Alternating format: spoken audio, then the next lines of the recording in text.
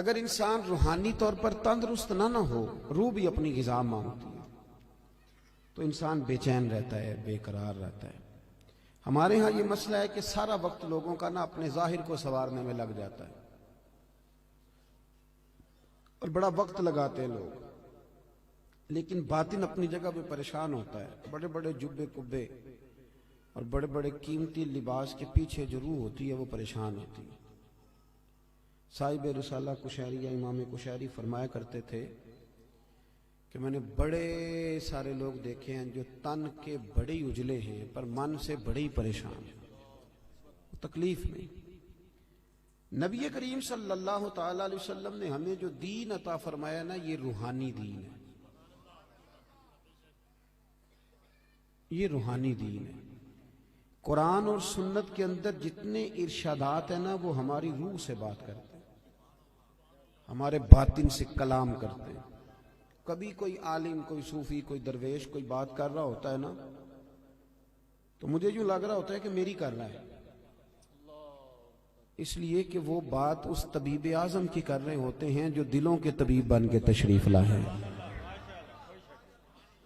یاد رکھیں اس بات کو۔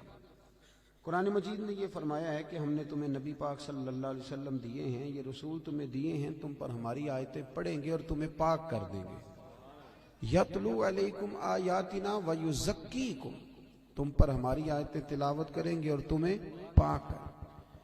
روحانی زندگی جو ہے نا، روحانی زندگی، اپنی روحانی زندگی، آپ کو پتہ ہے جس آدمی کو ڈاکٹر کہہ دینا کہ تو بیمار ہے، دوائی پابندی سے کھائے گا تو ٹھیک ہوگا، اس نے 2 تھیلیاں دوائی کی بنائی ہوتی ہیں، ایک گھر میں پڑی ہوتی ہے اور ایک اس نے گاڑی میں رکھی ہوتی ہے کہ دوائی میں نے کھانی ہے، نہ کھائی تو میں بیمار ہو جاؤں گا۔ ہم پتہ کیا کرتے ہیں، جسم کو خوراک دیتے رہتے ہیں، روح ہماری پیاسی رہتی ہے۔ روح کی پیاس کیسے بجھتی ہے؟ قرآن پاک پڑھنے سے، ذکر کرنے سے۔ ادھر دیکھیں میری طرف، روح کی پیاس بجھتی ہے نبی کریم علیہ السلام کی نعت کو سن کر دل میں اتارنے سے۔ وہ والا جھوم نہیں جو نعت خاں کہتا ہے جھومو، تو ہم نے بھی تھوڑا تھوڑا جھوم لیا، پتہ کوئی نہیں وہ کیا کہہ رہا ہے، اور میرا کئی دفعہ نعت خاں سے بھی پوچھنے کو دل کرتا ہے کہ ویسے تجھے پتہ ہے تو کیا کہہ رہا ہے؟ بھی نہیں پتہ ہوتا الا ماشاءاللہ، وہ بھی کہتا جا رہا ہے اور جھومنے والے بھی۔ چلے یہ جھومنا بھی خالی نہیں، نفع والا ہی ہے، پر یہ ہے کہ وہ روح میں اتر جاتی ہے نا جب نعت شریف روح میں، پھر وہ دل سے باتیں کرتی ہے۔ یہ صوفیاء کو سرکار کی زیارت ہوتی تھی بڑی زیادہ، تو آج کل بہت سارے لوگ اس پر بھی اعتراض کرتے ہیں، وہ کہتے ہیں جی اتنی زیارت کیسے ہوتی تھی؟ تو میں کہتا ہوں یار بڑی سادی سی بات ہے، جو آدمی گاڑی چلاتا ہے رات کو خواب میں بھی گاڑی چلاتا ہے، یہ بات آپ کی عقل میں آتی ہے کہ نہیں آتی؟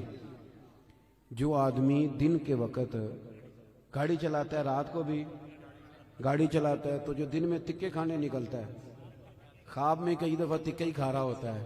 آپ میری بات کو سمجھ لیں، پکی سچی بات ہے۔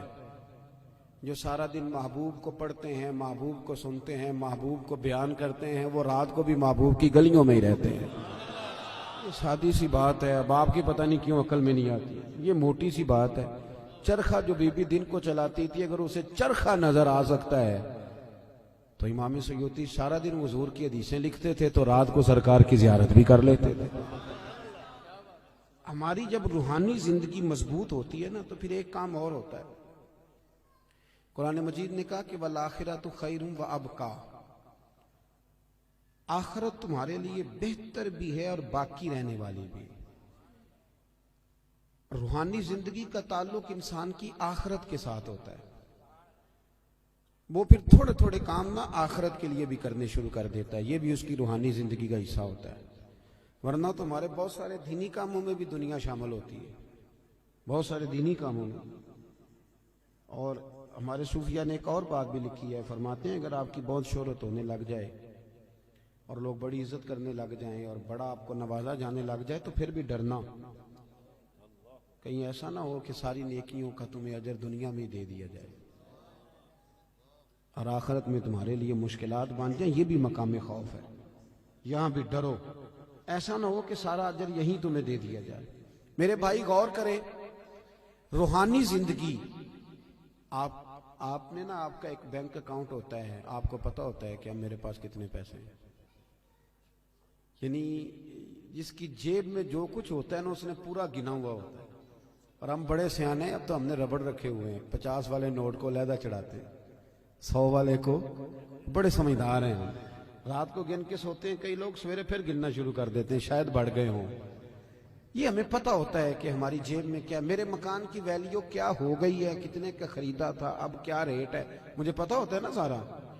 اسی طرح ہمیں یہ بھی پتہ ہوتا ہے کہ میں نے آخرت کے لیے کیا جمع کیا ہوا ہے, ہمیں پتہ ہوتا ہے. بھولے بن جائیں, چلو کئی دفعہ کوئی جھوٹ بول کے اپنے آپ کو تسلی دیتے ہیں, بات الگ ہے, پر ہمیں خبر ہوتی ہے کہ میں نے آخرت کے لیے کیا جمع کیا.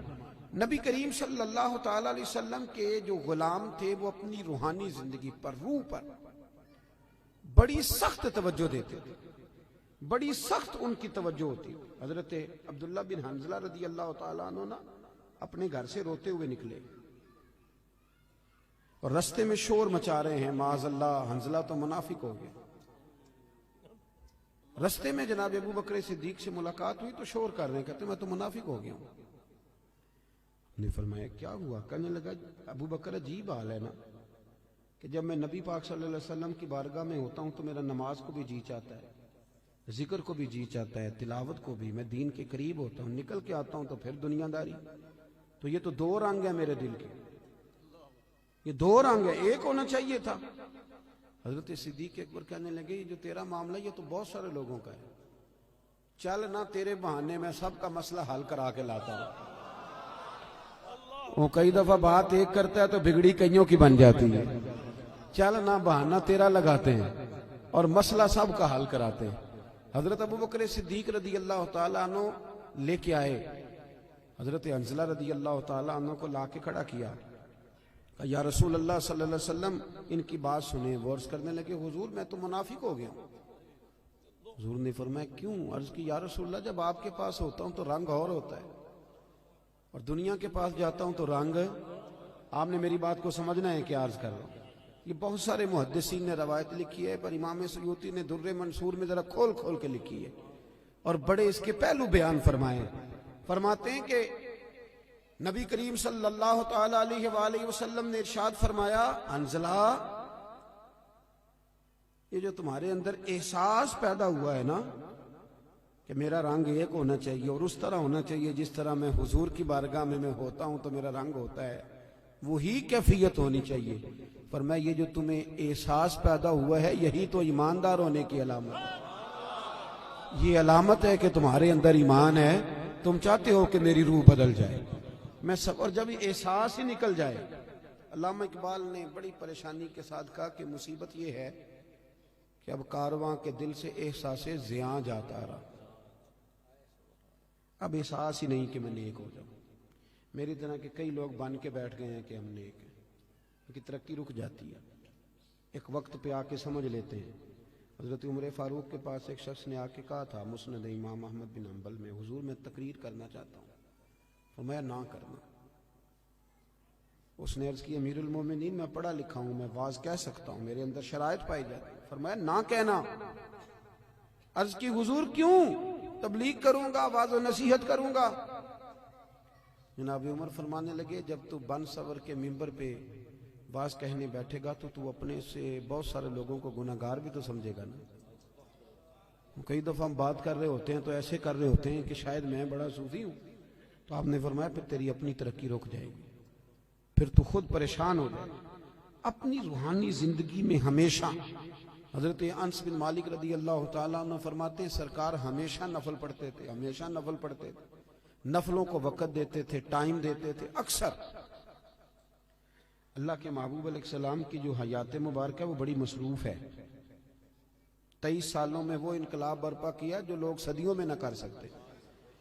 لیکن اتنی مصروفیت کے باوجود بھی اللہ کے رسول رات کو مصلی پہ کھڑے ہوتے. ہماری ہر شے مضبوط ہو گئی, مصلی کمزور ہو گیا. مصلی کمزور, حضور مصلی کو وقت دیتے. حضرت انس بن مالک فرماتے ہیں کہ جنگ میں حضور کے ساتھ حاضر تھا تو میں نے وہاں بھی نرالا انداز دیکھا. لوگ سارے اپنے اپنے کاموں میں لگ گئے. وہ وقت تھا حضور کے نفل پڑھنے کا. تو میری اچانک نظر پڑی تو اللہ کے نبی گھوڑے پر ہی نفل ادا کر رہے ہیں، بیٹھے بیٹھے نماز ادا کر رہے ہیں۔ وہ اپنے معاملات میں کبھی فرق آنے نہیں دی، ہمیشہ۔ ہم لوگ کہہ دیتے ہیں، آپ لوگ سن لیتے ہیں، آج کل لوگوں کے پیروں میں ورم کوئی نہیں آتا، اب تو اتنا چلتے ہی کوئی نہیں، اب تو بچے سے کہیں چونک سے ماچس لے آ تو کہتا ہے لاؤ موٹر سائیکل کی چابی۔